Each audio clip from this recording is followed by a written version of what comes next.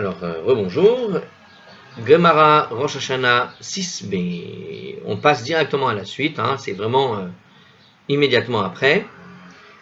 Alors, on est donc à la page 6b, en haut. On a fini donc une petite discussion sur ce que disait Rava dans une première affirmation, à savoir que dès qu'une fête est passée, il transgresse un commandement positif. Maintenant, on va donner une deuxième affirmation de Rava qui va nous enseigner une deuxième chose.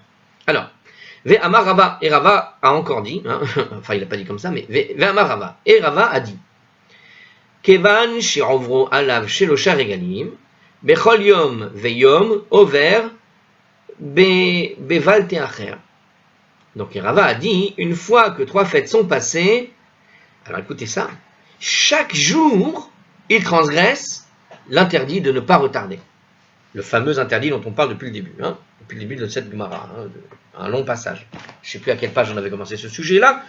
En tout cas, l'interdiction donc de ne pas retarder, le paiement d'un vœu, il dit, alors regardez ici, il ne s'applique, alors ça c'est un petit commentaire tout de suite immédiat, il ne s'applique pas la nuit, parce qu'on ne peut pas offrir de sacrifice la nuit. Donc le commandement est donc renouvelé chaque matin. Ah, regardez l'explication, magnifique. Je suppose que c'est ce qu'on va faire après, hein, ce qui va être expliqué après. Il te dit ici que comme on ne faisait pas de sacrifice la nuit, c'est que quelque part, la mitzvah de faire ce sacrifice, elle te retombe dans les mains chaque matin. Vous voyez ce qu'il dit? Et donc ce que Rava dit ici, c'est sur ça en fait qu'il dit ça. Hein. Donc il dit que quand les 3 fêtes sont passées, tu transgresses ne pas retarder, l'interdit donc de ne pas retarder, on avait dit qu'on avait jusqu'à 3 fêtes pour le maximum, hein, on peut même aller encore 2 fêtes de plus parce qu'il faut passer par Pessah, vous vous rappelez, hein, on fait Pessah, Shavuot et Sukkot, et si tu reviens à Pessah, imaginons que tu fasses un sacrifice par exemple, dans un certain calcul, que tu fasses, que tu retardes, que tu promettes de faire un sacrifice après Pessah, eh bien tu vas attendre que Shavuot qui va passer, puis Pessah, puis Sukkot, et puis va revenir Pessah, et encore Shavuot, et encore Sukkot, et c'est après que les 3 fêtes dans cet ordre-là se soient passées, que tu transgresses l'interdiction de ne pas retarder. Mais maintenant, regardez ce qu'il dit, rajoute Rava ici, il dit, à chaque jour qui passe, la mitzvah, elle est renouvelée, en fait. Donc, parce que comme la nuit, on ne faisait pas de sacrifice, alors ça, c'est le commentaire, comme la nuit, on ne faisait pas de sacrifice, chaque matin se renouvelle l'obligation de faire la mitzvah. Et donc, si tu n'es pas là, tu viens de retarder de nouveau. Donc, l'interdiction de retarder ne se fait plus par un bloc de jours. Tu n'as pas retardé, tu n'as pas fait une transgression qui va durer une semaine. Hein. Retarder une semaine, ça ne marche pas. Parce que comme chaque jour, la mitzvah est renouvelée, et qu'on ne faisait pas la nuit le sacrifice, donc, tu n'es pas coupable d'un retard d'une semaine. Ça n'existe pas. Hein. Tu es coupable de 7 retards. Imaginons que tu retardes une semaine, il y a 7 jours qui sont passés, tu es coupable d'avoir fait l'interdiction de retarder 7 fois. Donc tu es coupable 7 fois. Tu n'es pas coupable une fois parce que tu as retardé une semaine. Vous avez compris? Ce que dit la Gemara ici, c'est très important parce que des gens parfois sur certaines choses ne se rendent pas compte que parfois, hein, une chose qui peut sembler une petite avéra, une petite transgression, s'avère être beaucoup plus lourde qu'on l'on imagine. Et là, c'est vraiment le cas.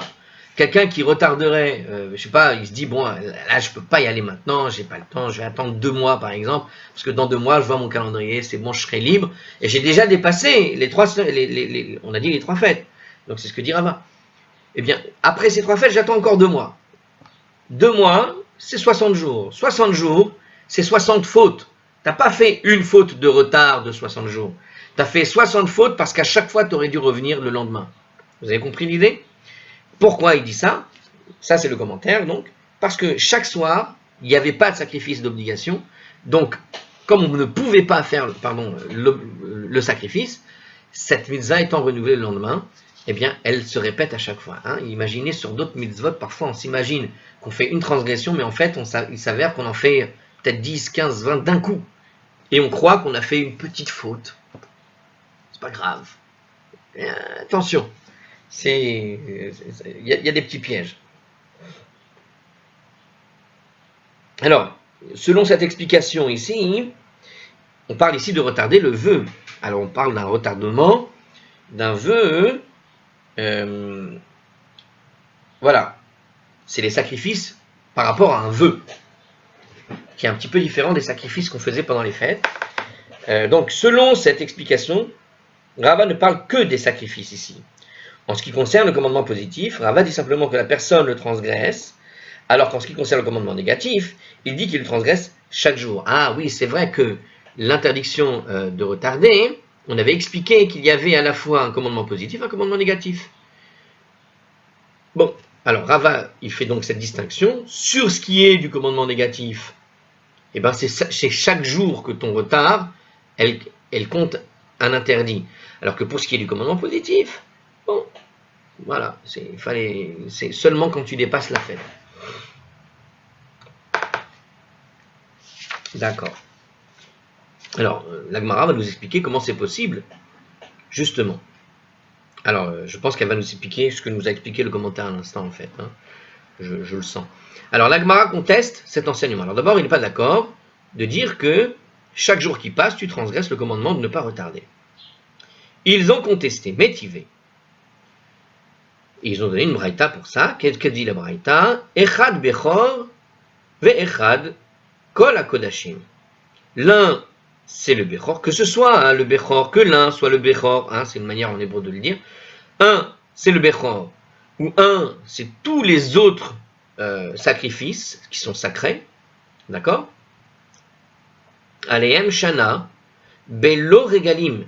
Dès qu'une fête est passée, en l'absence de 3 fêtes, regalim belo shana, ou que 3 fêtes soient passées en l'absence d'une année, over bechol teacher. On transgresse l'interdit de ne pas retarder. Donc l'idée du commandement négatif, c'est ne pas retarder ici. On avait dit ne pas retarder, le positif c'était faire le sacrifice. Je crois, si je me rappelle bien, et si je ne me trompe pas, vous vérifierez. Si je me trompe, pardonnez-moi, et revoyez-moi ces vidéos comme il faudrait que je revoie le texte. Alors je recommence, je répète, donc on a bien compris cette braïta à l'instant que je viens de citer. Il dit que tu fasses le bechor, le sacrifice du bechor ou le sacrifice, toutes sortes d'offrandes sacrées, si une année est passée, dès que l'année est passée, même s'il n'y a pas eu les 3 fêtes, tu as fait l'interdit de ne pas retarder, ou bien si les 3 fêtes sont passées mais que tu n'as pas encore complété une année, comme il peut arriver quand il y a une année à 13 mois, d'accord, il y a des années de 13 mois des fois, quand on rajoute un mois, eh bien tu auras transgressé aussi, bien que l'année ne se soit pas complètement écoulée, tu auras transgressé, par exemple, ne pas retarder. Alors, on va voir. Donc, la Gemara, alors, comment c'est possible? Alors, justement, on va expliquer, justement, parce que, bon, moi, j'ai donné une hypothèse. Une année passée en l'absence des 3 fêtes. Alors, comment c'est possible? On va voir tout de suite. Eh bien, pareil pour le deuxième. Comment c'est possible aussi que 3 fêtes soient passées en l'absence d'une année? Alors, tiens, on va voir, est-ce que c'est ce que j'ai raconté avec les années Méouberet, par exemple? Non, apparemment, non. Alors, il est possible que 3 fêtes soient passées avant la fin d'une année, même selon le Tanakama de notre Mishnah, Rabbi Shimon, qui pensait que les 3 fêtes doivent passer dans l'ordre, Pessah, Shavuot et Sukkot. Alors, par exemple, si quelqu'un a fait le vœu un peu avant Pessah, il a donc transgressé l'interdiction d'en retarder le paiement à la fin de la fête de Sukkot suivante, soit un peu plus de 6 mois plus tard. Donc il y a eu les 3 fêtes, mais il n'y a pas eu... voilà, c'est ça, effectivement. Si on se fie à ce que racontait effectivement Rabbi Shimon Bar Yochai, il disait que je fais mon vœu juste avant Pessah. En fait, Pessah et Sukkot, entre Pessah et Sukkot, il n'y a que 6 mois.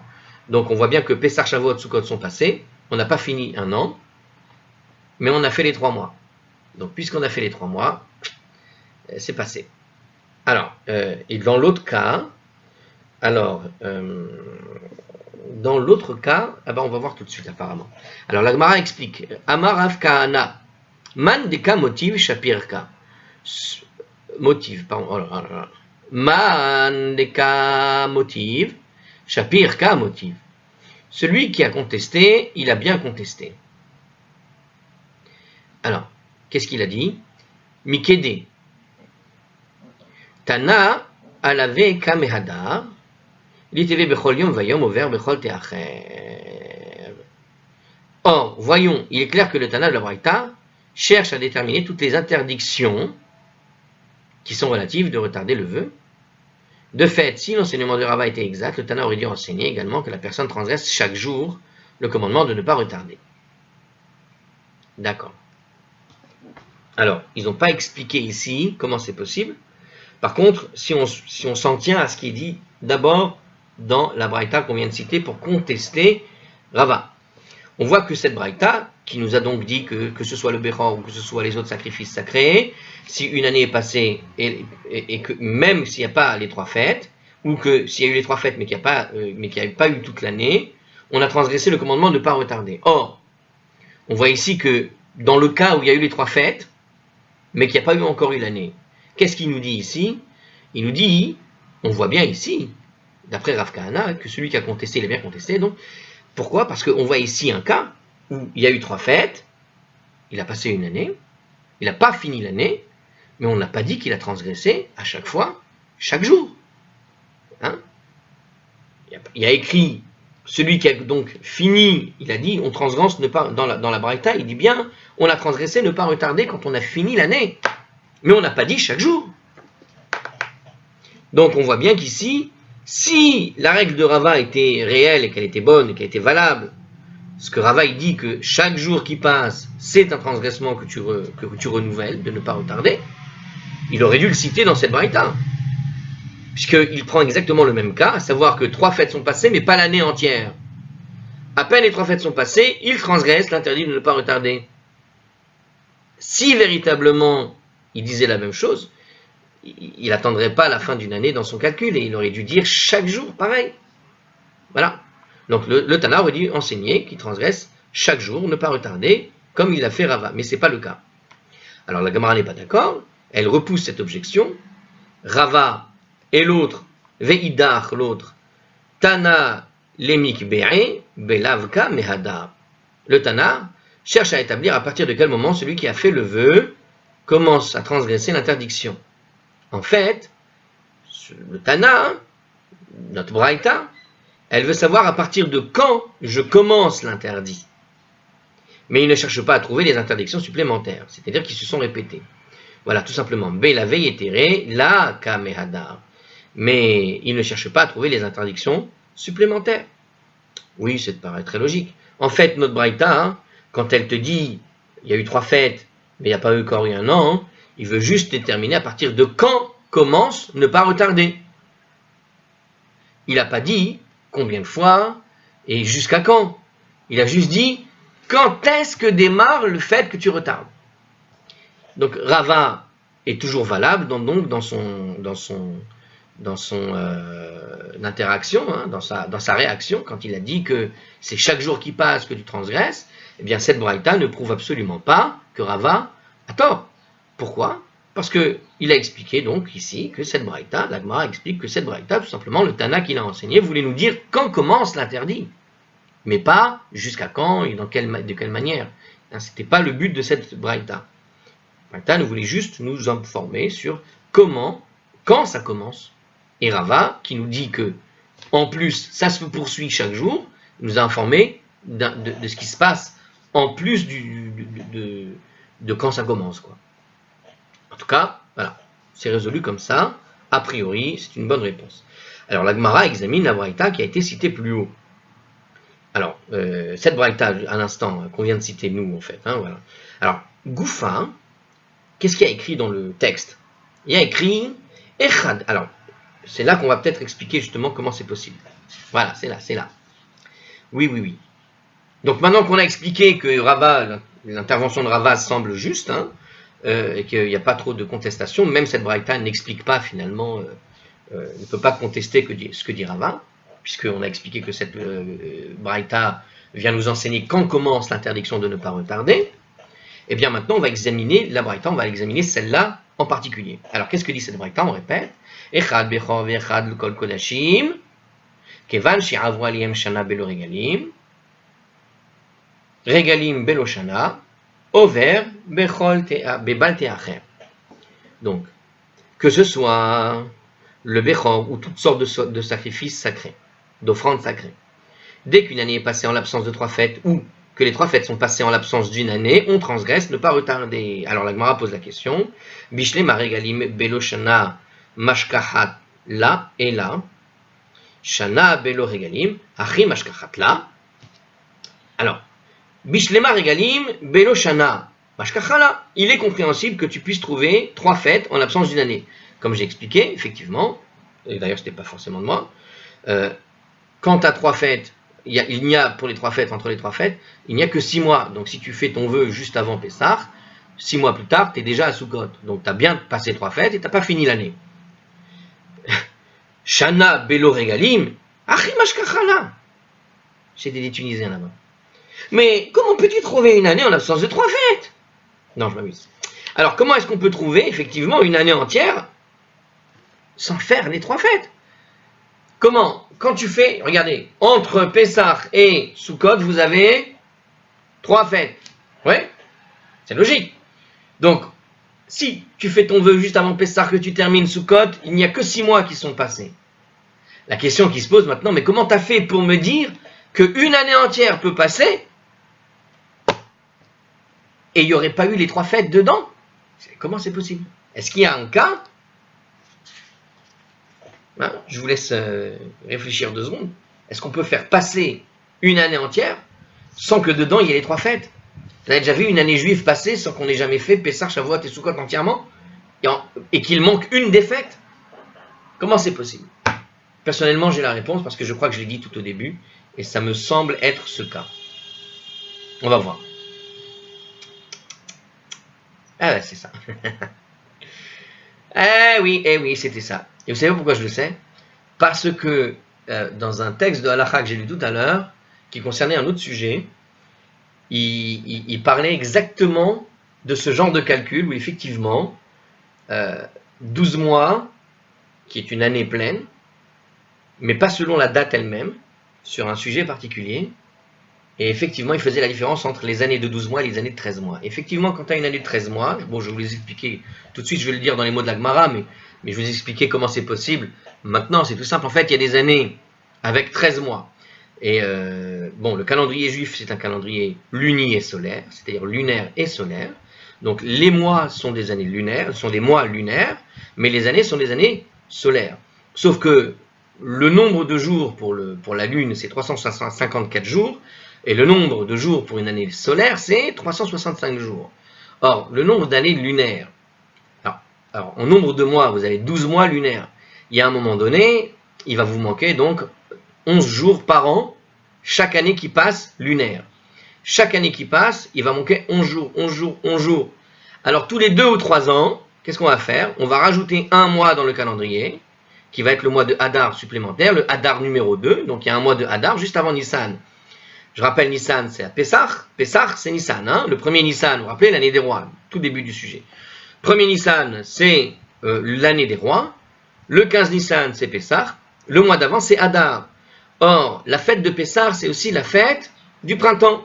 Si jamais on rate 11 jours chaque année, il va se passer comme ce qui se passe pour l'Aïd et les fêtes musulmanes du Ramadan, tout ça.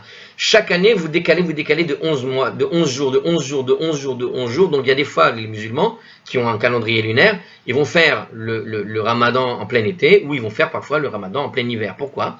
Parce que chaque année, il leur manque 11 jours dans l'année musulmane, pour récupérer les jours qui manquent. Et donc le calendrier, il se déplace un peu dans le temps, il n'est jamais stable au niveau des saisons. Pour le calendrier juif, cette instabilité, on l'avait remarqué dès le début. Et comme on a des fêtes juives qui sont reliées aux saisons, parce que c'est des fêtes liées aux récoltes, par exemple, la fête de Shavuot, c'est la fête de la récolte du blé, par exemple. Shavuot, c'est la récolte de l'orge. Shavuot, c'est la fête de la récolte du blé. Le Homer, c'est la récolte de l'orge, qui est entre Pessah et Shavuot, et Pessah, la fête de Pâques, c'est la fête dite du printemps, c'est un autre nom de la fête du printemps. Or, si tu décales, à un moment donné, tu vas finir par faire ta fête du printemps en plein hiver. Donc, qu'est-ce que les rabbinim ont fait? Ils ont adapté le calendrier de telle manière que tous les 19 ans, on rajoute 7 mois. Donc, on doit caser 7 mois supplémentaires tous les 19 ans, parce que l'ensemble du cycle revient à son origine tous les 19 ans. Et donc, qu'est-ce qu'on fait? On case ces 7 mois tous les 19 ans. En gros, c'est tous les 2 ou 3 ans. On va rajouter un mois supplémentaire qui va être le mois de Hadar. Donc, le mois de Hadar qui est juste avant Pessah, qu'est-ce qu'on va faire? On va le doubler. Et on a donc 2 mois de Hadar. Le Hadar numéro 1 et le Hadar numéro 2, qui nous fait 2 mois de Hadar. Bien. Alors, maintenant qu'on sait ça, regardez comment est-ce que c'est possible de caser l'idée qu'on peut passer une année entière, mais on n'aura pas fait les 3 fêtes. Imaginez, je suis juste après Pessah, d'accord? On vient de finir Pessah. Le 15, c'est Pessah. 7 jours plus tard, le 23, le 25, imaginons Nissan. Et voilà que le 25 Nissan, je dis, voilà, je vais maintenant faire le vœu d'offrir un sacrifice. Il faut que passent mes 3 fêtes. Alors pas dans l'idée de Rabbi Shimon Bar Yochai, mais plutôt dans l'idée qu'il faut 3 fêtes simplement. C'est-à-dire pas dans l'ordre de Pessah, Shavuot, Sukkot, parce que ça ne marchera pas, mais ça marche en tout cas dans les 3 fêtes simples. Et effectivement, ça marche. Pourquoi? Eh bien, parce que tu vas passer Shavuot, tu vas passer Sukkot, et tu vas finir l'année qui est une année normale, et on vient lui rajouter l'année embolismique, le mois supplémentaire. Donc quand tu arrives au 25, au 23 Adar, d'accord? Il te reste un mois avant Pessah, mais on est l'année embolismique, l'année où tu vas rajouter ce mois. Donc à la place d'avoir le mois de Nissan, on va rajouter un mois. Donc on a dit, au lieu que ce soit Nissan cette année, ce sera donc le mois de Adar 2. Et voilà que le 23 Adar 2, ça aurait dû être le 23 Nissan. Mais comme on a décalé le calendrier d'un mois, c'est devenu 23 Adar 2. Et donc on a fait une année complète, une année est passée, mais on n'a pas comptabilisé à l'intérieur de cette année 3 fêtes. Il n'y a eu que Shavuot, Sukkot, et on attend encore Pessah pour l'année, pour le mois prochain. Et donc on n'a pas fait ces 3 fêtes entières. Donc on a bien eu une année entière, sans que ne viennent faire les 3 fêtes. Alors on va maintenant passer dans la Gemara, et on va le dire dans les mots de la Gemara. Peut-être que c'est pas tout à fait comme ça qu'ils vont dire les choses. Ça, c'est un raisonnement personnel qui marche, a priori. Ça m'a l'air assez correct. Et donc, on va le faire maintenant dans les mots de la Gemara. Peut-être que la Gemara va trouver un autre cas où ça marche aussi. Donc, on va voir. La Gemara précise la question. Donc, quelle est la question de la Gemara? Comment c'est possible? Je viens de répondre. Mais il y a une autre, peut-être, réponse. Ou sinon, on va voir comment dit la Gemara. Donc, comment c'est possible de caser une année entière sans dedans avoir fait les 3 fêtes? Pas possible. Comment tu passes une année entière sans avoir fait les 3 fêtes? La Gemara précise sa question. Hanicha leman de itle kesidran. Tout va bien d'après celui qui soutient les 3 fêtes dans leur ordre normal. Ah, ce que j'ai dit tout à l'heure, c'est que ça ne marche effectivement, mon exemple, que si c'est pas dans l'ordre. Mais si c'est dans l'ordre, ça ne peut pas marcher. Mashkachala, car tu peux alors trouver un cas d'année en l'absence de 3 fêtes. Ah, voilà, c'est ça. Alors, c'est le cas que je viens de donner, en fait. Ben voilà, ils l'ont fait tout de suite. Alors, j'ai plutôt fait le commentaire qu'autre chose.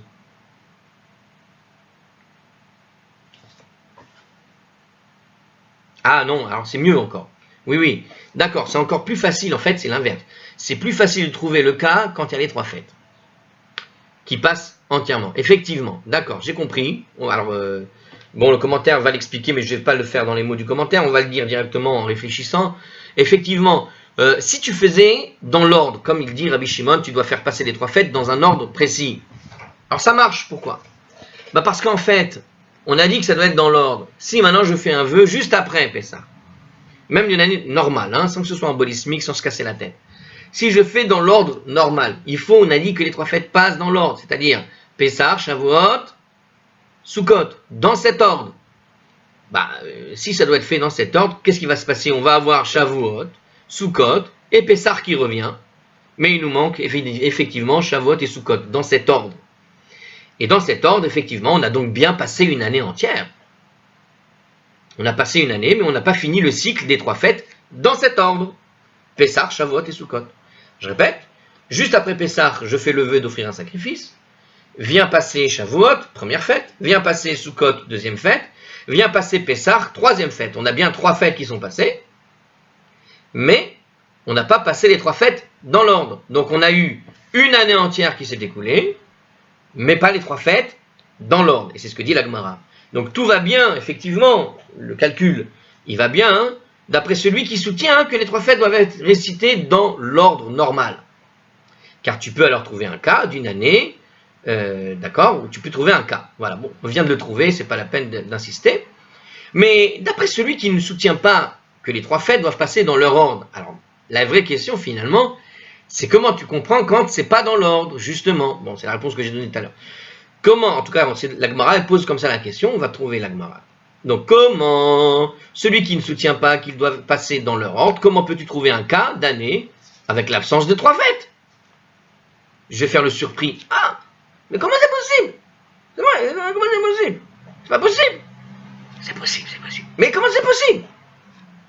Alors, la Gemara précise, ça fait partie de l'étude de la Gemara, que même quand tu as compris, tu joues le jeu d'essayer de réfléchir dans l'ordre que la Gemara te propose. Hein. D'accord? J'aime bien anticiper, il faut anticiper. Pour moi, c'est comme ça l'étude. T'anticipes, ça montre que ton cerveau commence à réfléchir un peu comme la Gemara. T'anticipes, mais quand même, tu reviens sur la Gemara pour être... voilà, tu restes quand même dans une autre forme d'étude qui est la classique, c'est à savoir, on comprend ce que chacun dit et pourquoi il le pense chacun comme ci ou comme ça. En fait, il faut se mettre à la place de chacun. Ça fait partie de l'étude. La Gemara précise encore la question. Bishlama, les rabbis, c'est compréhensible, comme il dit Rabbi. Qui c'est ce Rabbi? Mashkachat la beshana me'uberet. Parce que tu peux trouver pareil cas au cours d'une année embolismique. Effectivement, c'est le cas que j'ai dit. Alors là, dans le commentaire, il t'explique ce que je t'ai expliqué. On va pas le refaire, on va faire le commentaire pour voir si je me suis pas trompé. Alors regardez, on va le dire un peu, peut-être en plus en détail. Alors les mois du calendrier juif, donc, sont basés sur le cycle lunaire, chaque révolution de la lune constituant un mois. Comme les mois lunaires durent environ 29 jours et demi, une année lunaire dure à peu près 354 jours, soit environ 11 jours de moins qu'une année solaire, qui correspond à une révolution de la Terre autour du Soleil. En l'absence de du réajustement, les mois lunaires reculeraient donc de 11 jours chaque année, d'une année à l'autre, solaire, de sorte qu'ils ne tomberaient pas aux mêmes saisons au fil des années. Afin d'empêcher un tel glissement, la Torah a chargé le tribunal d'ajuster le calendrier au cours des années, afin de compenser les jours qui manquent dans le calendrier lunaire. Ceci a été réalisé par l'ajout du mois supplémentaire entre Shavat et Hadar, engendrant ainsi une année embolismique. Ça marche. Alors ça me rend parce que moi j'ai dit qu'ils remplacent le mois de Nissan par Hadar, eux ils disent non, on remplace le mois de Shevat qui est donc avant Hadar par Hadar. On glisse entre Shevat et Hadar. Ça nous apprend quoi? Que Hadar 2 c'est le vrai mois de Hadar. Puisqu'on a glissé le mois après Shevat, donc ça veut dire que c'est Hadar 2 qui est toujours le vrai mois comptabilisé comme le vrai mois de Hadar. C'est pour ça qu'à Purim, on ne fait pas Purim le premier mois de Hadar, mais toujours le deuxième. Voilà, petite parenthèse, dans la parenthèse du crochet qu'on avait fait sur la dernière parenthèse qu'on avait établie. Alors, je répète, donc cela est compréhensible, car parce que tu peux trouver pareil cas au cours d'une année embolismique, donc effectivement, comme j'avais expliqué tout à l'heure, c'est le cas que j'ai donné finalement dans ma réflexion, ils ne se sont même pas cassé la tête à la donner, ils l'ont dit comme ça direct, hein, j'étais tout fier de moi. Bon, apparemment, c'est pas ce qu'ils vont donner comme explication. D'Itania, parce qu'il a été enseigné dans une braïta. Shana Temima, la Torah dit une année complète. Qu'est-ce que ça veut dire une année complète? Donc, on a ça dans Vaïkra, Lévitique 25, le chapitre 25, verset 30. Ce verset parle d'une maison qui est située dans une ville fortifiée. Donc, il y a un verset qui parle d'une maison dans une ville fortifiée. La vente de maisons situées dans ces villes, en Eretz Israël, fait l'objet d'une loi particulière. Le vendeur va garder le droit de la racheter durant une année à compter du jour de la vente. S'il ne la rachète pas durant cette période, la maison devient propriété perpétuelle de l'acheteur et ne retourne pas au vendeur. C'est dans la Mishnah Arachim 31a. Bien. Alors ça, c'est dans le cas du Yovel. On parle du Yovel. Cette braïta rapporte sur l'addiction la façon dont l'année en question est comptée. Voilà, tout simplement. Donc, en fait, on parle d'une année complète. Il y a un endroit où on parle de comment on compte une année de manière complète. Alors, Rabbi Omer, la suite de cette braïta, a dit Rabbi Omer, Moné shelosh meot, veshishim vachamishim yom. Ah, écoutez ça. Cela signifie que l'on compte 365 jours. Regardez quand même, c'est beau ça. Est-ce qu'ils se tenaient compte du quart? Parce qu'on sait que c'est 365 jours dans un quart. Alors, cela signifie que l'on compte 365 jours. Hein, on est il y a 2000 ans. Donc, dans une braïta, il y a 2000 ans, on t'expliquait qu'une année complète, c'est quoi? 365 jours. Ce sont les années solaires. Quand on compte une année, quand on fait des comptages d'années pour des contrats et ce genre de choses, ils ne comptent pas en fonction de la lune, mais en fonction du soleil.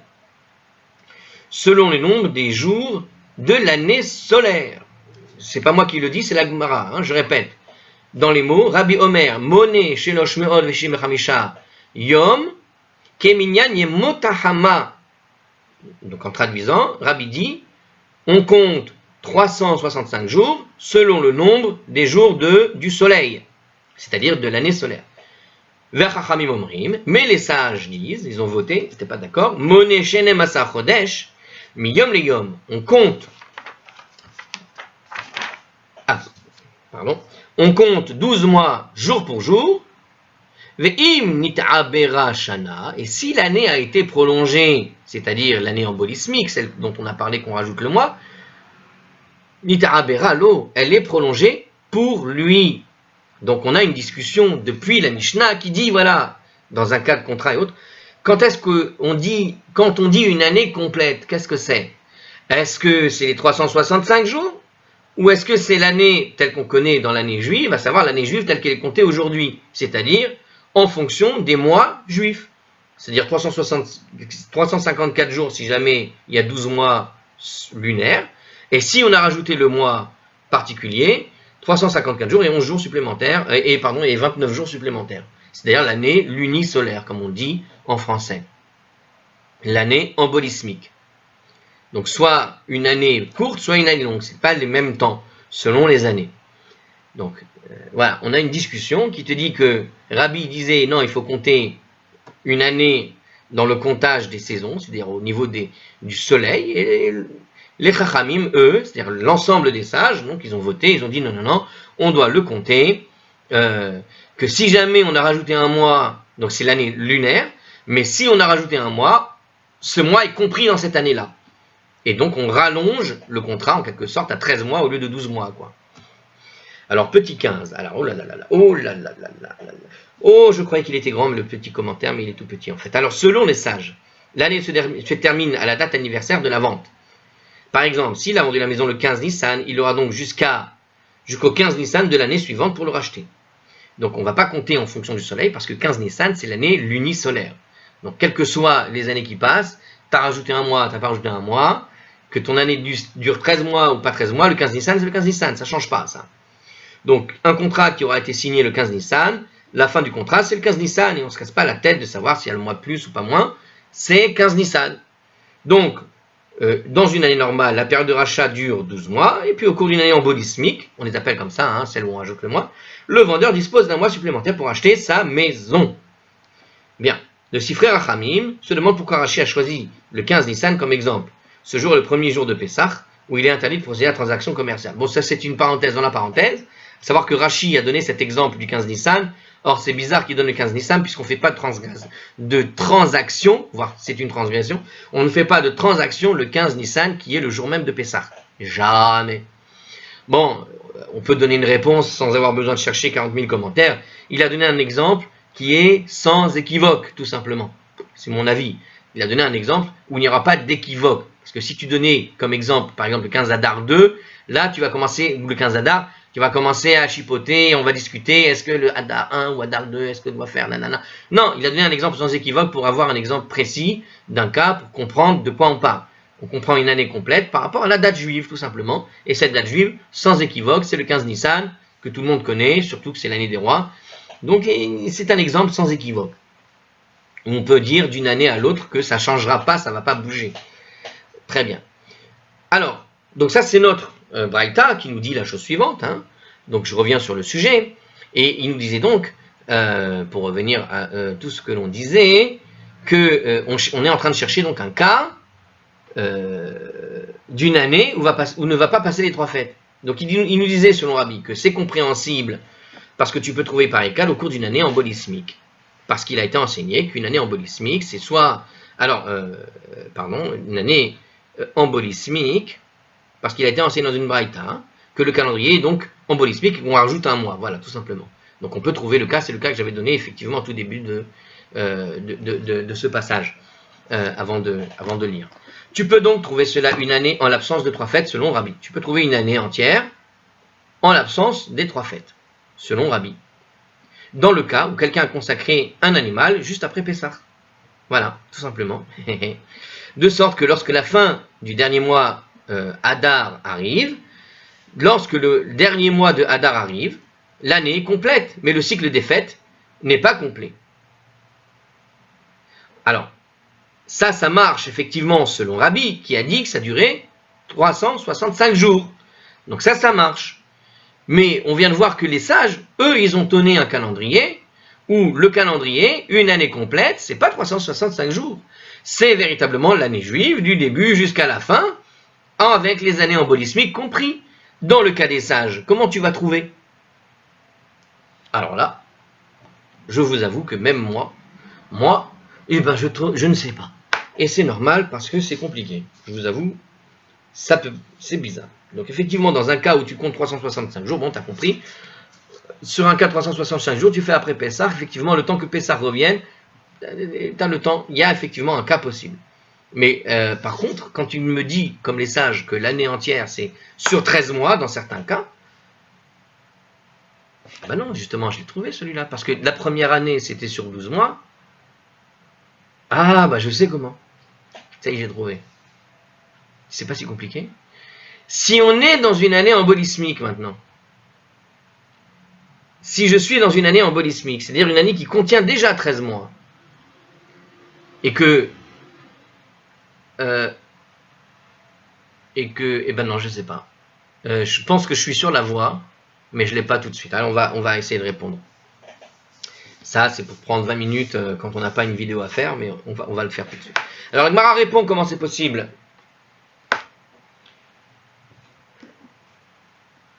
Alors, comment on peut ne pas faire 3 fêtes dans une année entière?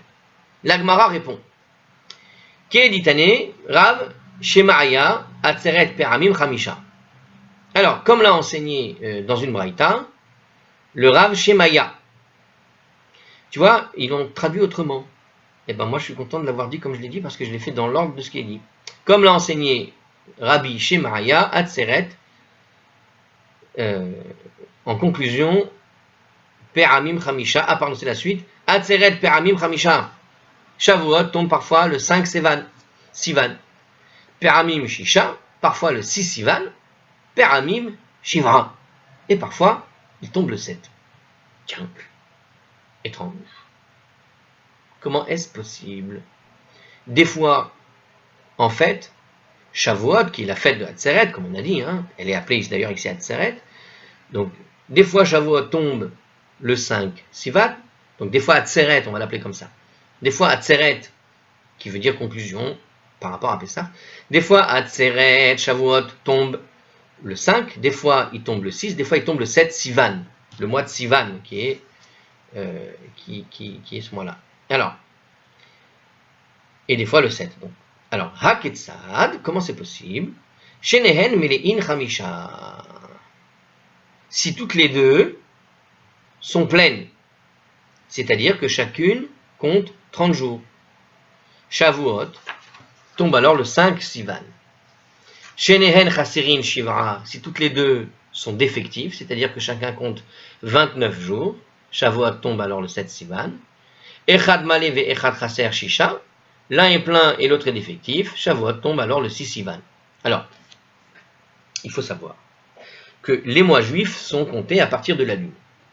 Et la lune, il y a des fois des cas où la lune elle est cachée et des fois où la lune, alors pardon, elle est tout le temps cachée au début du mois. Alors pas au début du mois, à la fin du mois plutôt. Et des fois elle va rester cachée une journée, des fois elle va rester cachée 2 jours.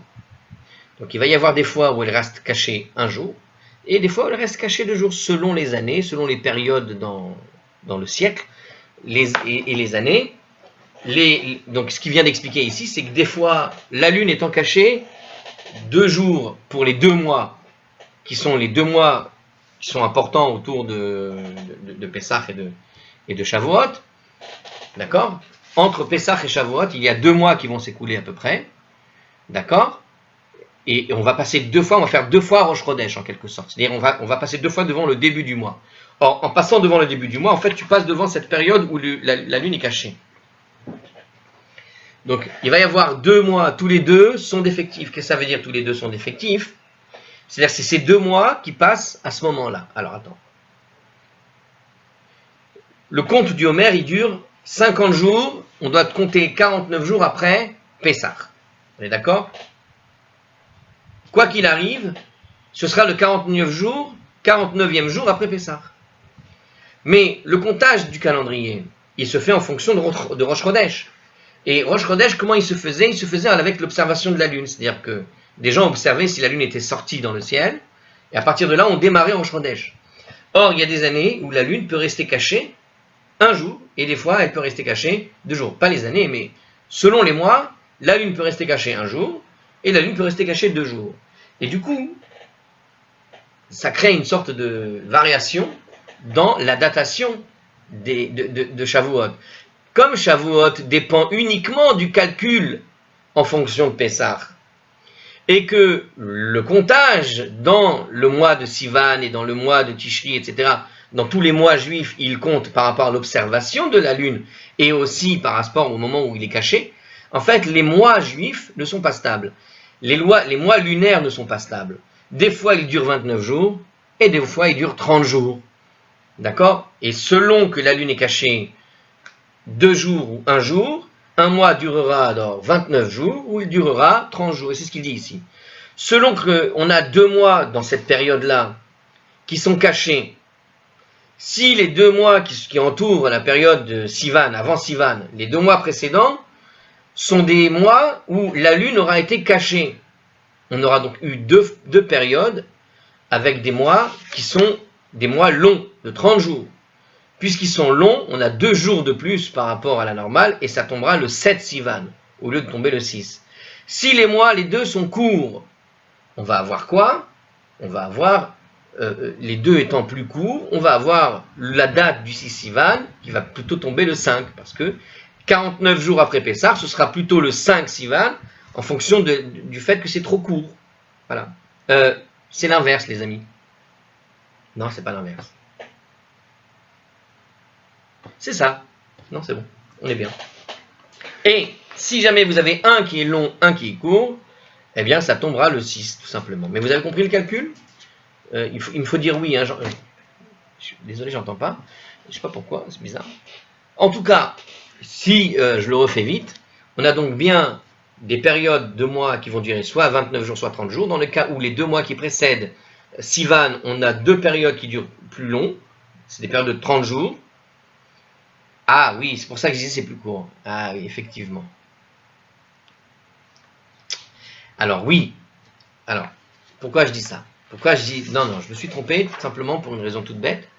C'est que quand le mois est plus long, on démarre plus tardivement le mois. Si on démarre plus tardivement, Shavuot arrive plus tôt. Ça marche? Je répète. Vous avez par exemple un mois de 30 jours. Si vous avez un mois de 30 jours, vous allez compter de 1 jusqu'à 30, entre guillemets, hein, va arriver Rosh Chodesh. Mais Rosh Chodesh va arriver un jour plus tard que la normale. Donc par rapport aux 49 jours que tu comptes entre Pessah et Shavuot, de ces 49 jours, eh bien, Shavuot va arriver plus tôt, parce que j'ai compté plus de temps les mois, puisqu'ils ont duré 30 jours. Ça marche? Comme je compte plus longtemps, quand je compte plus long le mois qui se déroule durant le Homer, eh bien, Shavuot arrivera donc plus tôt, puisque 49 jours, il ne va pas bouger, c'est toujours 49 jours. Donc j'ai compté 30 jours, et ce qui reste, ça va arriver plus tôt. Alors que si j'avais compté que 29 jours, eh bien, ce qui reste va arriver un peu plus loin. Donc, quand j'ai 2 fois la lune qui est cachée, j'ai donc compté plus longtemps, il y a plus de jours comptés dans le Homer. Et donc, ça arrive plus tôt à Shavuot. Et si les mois sont courts, il me reste un peu plus de marge après dans le comptage des jours du Homer, et je vais arriver plus tard à Shavuot, le 7. C'est ça. Parce que Rosh Chodesh va arriver plus tôt, puisque les mois sont courts. Rosh Chodesh arrive plus tôt que d'habitude, et donc ce sera le 7e jour que se termine le 49 jours. Le 7e jour du dernier mois comptabilisé, qu'arrivera le 40e jour du Homer. Et puis dans le cas où c'est moitié-moitié, c'est-à-dire un il est court, un il est long, dans les mois pleins ou pas, eh bien là, ce sera le 6. Alors il faut savoir qu'aujourd'hui, comme on ne compte plus véritablement les mois, on ne détermine plus Rosh Chodesh en fonction de l'observation de témoins, mais en fonction du calcul très carré astronomique que nous donnent aujourd'hui les observations astronomiques, ce qui fait qu'on ne se casse plus la tête comme avant pour déterminer à partir de Jérusalem quand est-ce que le mois arrive, etc. Non, on fait les calculs avec un calendrier perpétuel. Et dans ce calendrier perpétuel, on s'est débrouillé pour que tombe de façon permanente le 6 Sivan Shavuot. Mais à l'époque, c'était pas comme ça. À l'époque, on faisait le calcul avec l'observation de la Lune. Ils n'avaient pas encore les satellites dans le ciel pour faire ces calculs. Et donc on fait ce calcul de cette façon-là, avec l'observation de témoignages, de témoins. Peut-être demain, lorsque le temple sera reconstruit un jour, eh bien, reviendra ce système parce que tout était centralisé par rapport au temple et à l'observation que l'on pouvait faire de la Lune depuis la zone du temple. Et depuis le temple, on déterminait quelles étaient les dates à prendre. Mais aujourd'hui, comme le temple n'est pas là et qu'on a déterminé un calendrier plutôt fixe, qui ne bouge pas de sa zone, alors on est tout le temps le 6 Sivan, en même temps, les 49e jours du Homer. C'est de manière très fixe maintenant. Bien. Eh bien, on vient de voir quoi? On vient de voir, alors, minute. Alors ça ne nous dit pas, mais comment c'est possible? Alors justement. Ah, regardez. Ah bah oui, c'est tout simple. Bah, du coup, qu'est-ce qu'on vient de voir?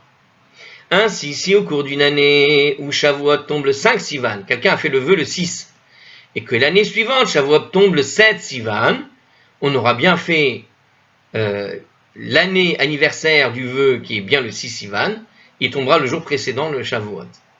C'est fou ça. C'est-à-dire que le 6 Sivan, dans la datation normale, que l'on peut prendre dans le calendrier normal lunisolaire, eh bien Shavuot tombera le 7. Puisqu'il tombera le 7, il y a bien la possibilité d'avoir les 3 fêtes. Évidemment, ça allait se jouer vraiment à rien.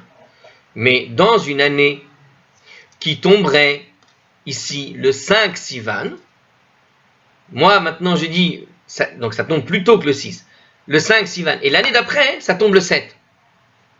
C'est-à-dire que cette année, Shavuot tombe le 5, et l'année d'après, ça tombe le 7.